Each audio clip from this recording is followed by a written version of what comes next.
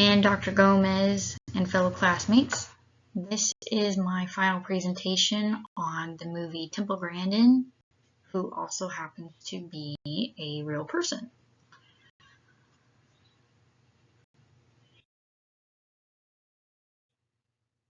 In real life, she was born Mary Temple Grandin.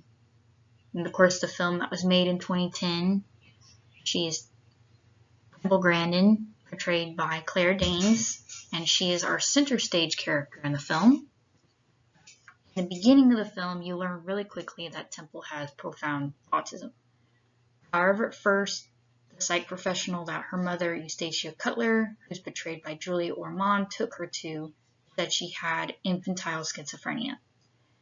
They believed this primarily because of how Temple presented herself to them and because autism was not widely recognized at the time.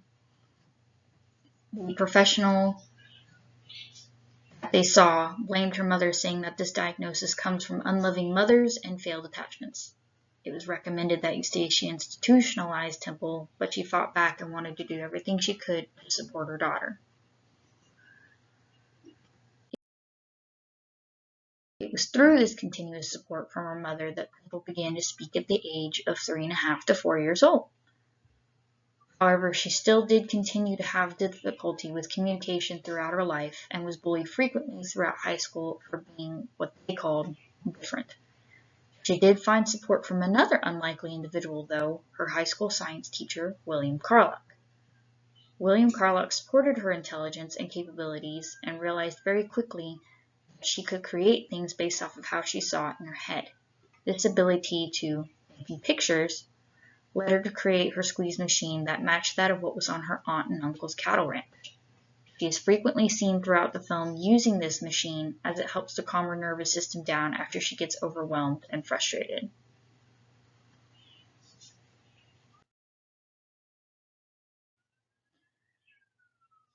Knowing this information leads me into what I believe she fits into theory-wise, and that's the information processing theory. This theory was created in the 1960s by child development scientists, and according to what we learned in our textbooks, information processing theory is the proposal that human cognition consists of mental hardware and mental software.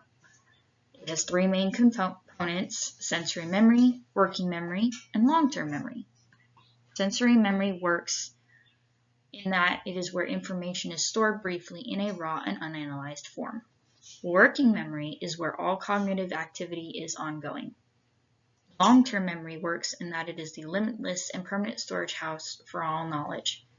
Given this information, it has long been regarded as the inner workings of a computer and is coordinated by executive functioning.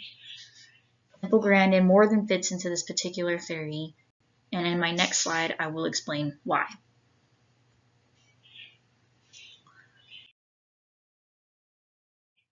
Why does this theory fit, might you ask? Temple fits into this theory especially well as it is stated that she thinks in pictures, which to me speaks volumes about her working memory and long-term memory functions. In the movie, it is through this thinking that she's able to look at the system that they were guiding cattle through and tell them she thinks there is a better way. She shows tremendous aptitude as well in empathizing with the cattle and therefore can see their fear. Now, this is not the cattle on her aunt and uncle's cattle ranch, but it is the cattle on a cattle ranch that she was going to work at during her time in school. So knowing that she empathizes with the cattle and sees a better way, she begins to create a better structure and therefore a better and more humane way for them to be guided. So she looked at the structure that they were currently walking through and saw how much it scared them, so she worked through a different way. In her book, Thinking in Pictures, she states that she can do simulations better and faster in her own head, which shows that the film closely ties to how she really sees things. So this book was created by her in real life, but not the film. However, there are theories that she doesn't fit into, and my next slide I talk about one that she doesn't quite align with as well as this one.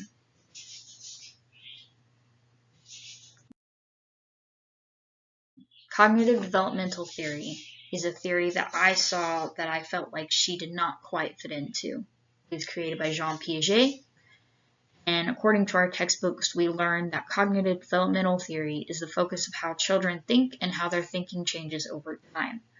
We believe this development happened in 4 stages: sensory motor, pre-operational, concrete operational, and formal operational. Sensory motor is an infant's knowledge of the world based on senses and motor development that's generally from birth to 2 years old.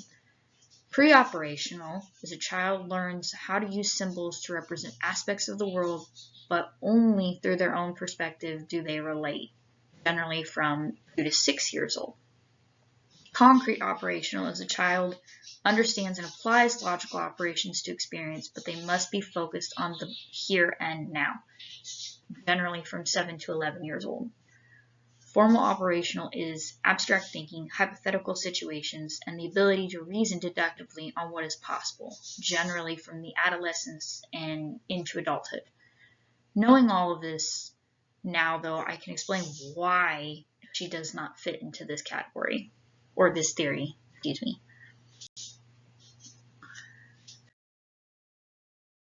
So why does she not fit, might you ask? Before Temple learned to speak, she communicated frustrations by screaming, weeping, and humming.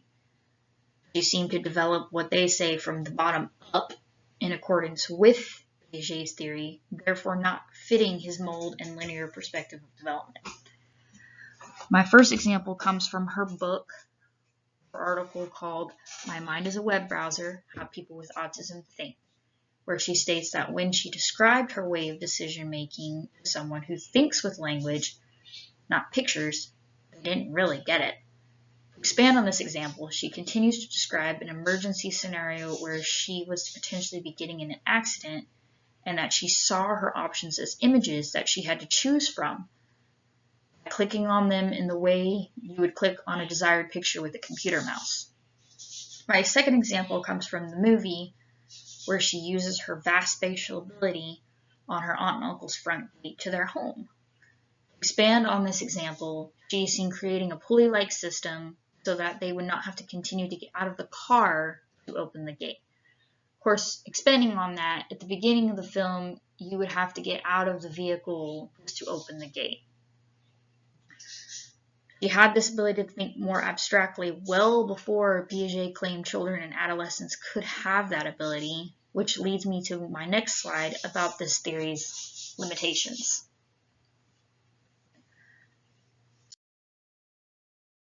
So what would the limitations be considered?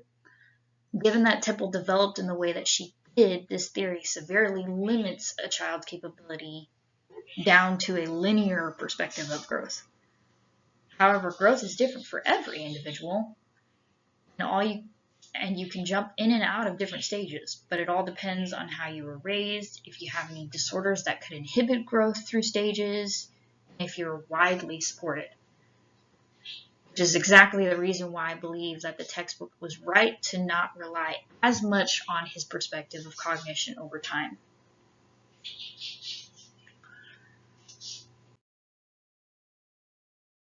So what about her development could be a problem? What I saw really throughout the film and what I see generally in like my own son, for example, is severe sensory processing disorder. Obviously, it is generally noted that autistic individuals experience a lot of sensory-related concerns, and of course, Temple is no stranger to those same concerns. As unfortunate as this circumstance can be, throughout the movie she is seen becoming overwhelmed about various things. The first things I remember seeing were when she was upset that her sign that she used to mark her room was missing.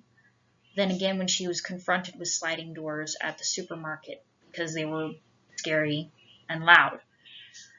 According to the NIH article titled Sensory Processing and Autism, A Call for Research and Action, however, it said if there had been more knowledge of the correlation between sensory processing and autism, there could have been more research into ways that her environment could have been more calming and less distressing.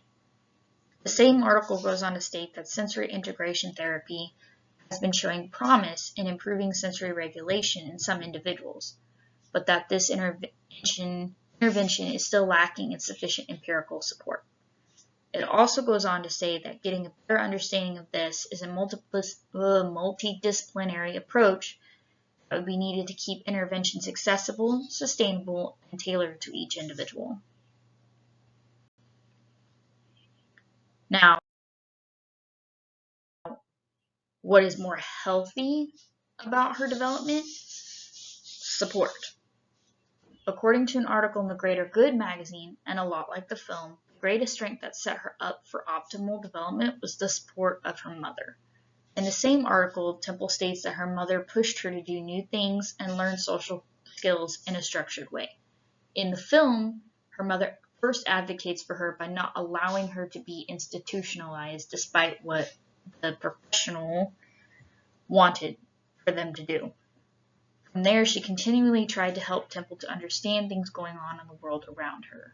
Now, why would I personally think that this is a healthy thing? Personally, I view this as a healthy aspect of her life, and anyone's life, really. You grow and thrive exponentially when you have a strong foundation of support. She had her mother as her biggest advocate, and she was always there and never gave up on her. That's exactly what you need in a parent and in a support advocate. Otherwise, life could have gone completely different for Temple. Which, without general support, life can go completely different for all of us. This is my first references slide. And this is my second references slide. And I would like to thank you for listening to my presentation. Thank you.